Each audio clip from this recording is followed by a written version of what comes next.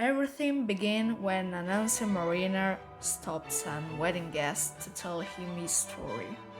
The wedding guests wanted to leave for to be at the wedding, but he was forced by the old man to listen the tale.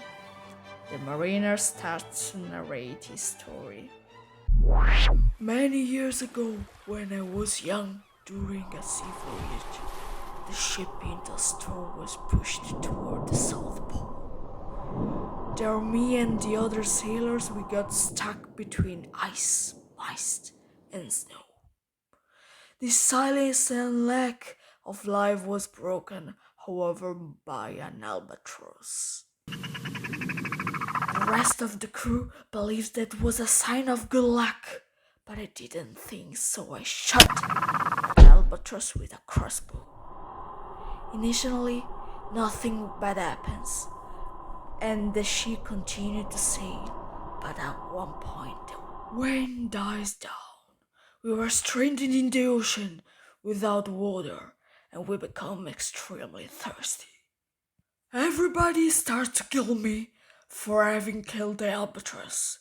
They say the invisible spirit of the animal was plaguing the ship. In atonement for my sins, they decide to hang the body of the dead albatross in place of a cross around my neck. After some time, a ghost ship flanked our ship.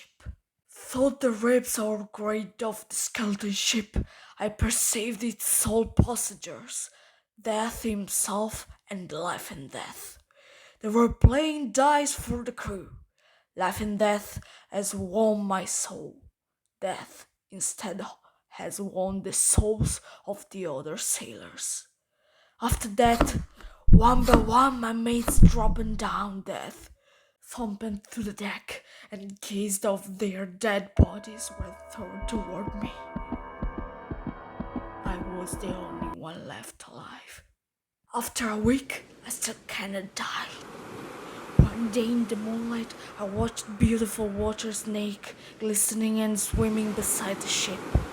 I praised and blessed the beauty of these creatures, and finally I was able to pray. And at the one point, the albatross leaps off my neck and into the sea.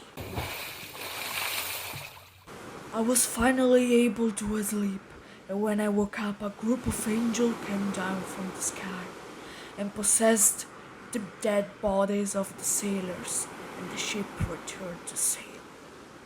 The ship was homeward to return.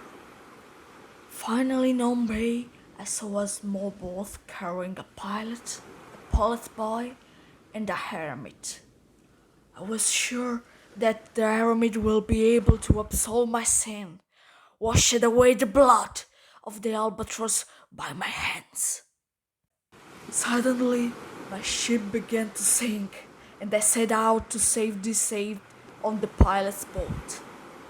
When upon land, I begged the hermit for forgiveness and absolution. By that day, I recount to those willing to listen this story, my story. He still finished the marine leaves, and the wedding guests on away from the wedding feast.